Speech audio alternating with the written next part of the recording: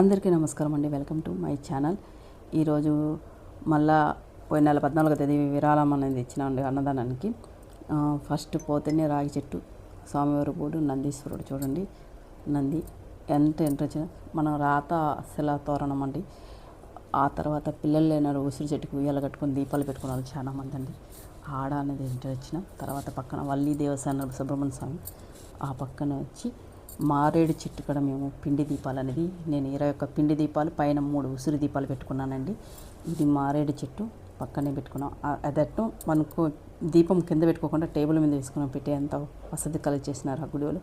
వాళ్ళకి నా ధన్యవాదాలు. ఇది నా ఫ్రెండ్ దాన్ని 4 దీపాలు పెట్టుకున్నాం. 5 ఉసిరి దీపం ఒకటి, 4 పిండి దీపాలు పెట్టుకునింది. తర్వాత వచ్చి మేము దేవుడి దర్శనం చూసుకొని వెళ్ళిపోతామేమో అనుకున్నాము.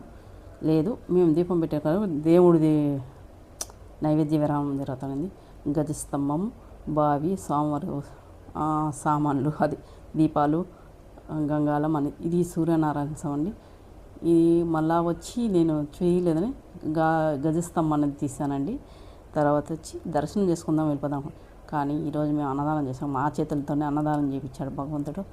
నాకు చాలా ఆనందం కలిగిందండి. ఎందుకంటే మీరు ఇచ్చిన దానికి మీరే వచ్చి వడ్డించాలా అన్నట్టుగా చేయించాడండి. అన్నదానంలో ఉండే ఆనందం ఏమైతే ఉంది అది అన్నదానం చేసే వాళ్ళకే తెలుస్తుందండి. తర్వాత స్వామివారి దర్శనం చేయించి మీరు కూడా భోంచేయండి అని చెప్పారు. మేము భోజనం చేసుకొని స్వామివారి దర్శనం చేసుకొని అలా గుడి చూసుకొని ఇది అండి నా వీడియో. ఉంటానండి. బాయ్.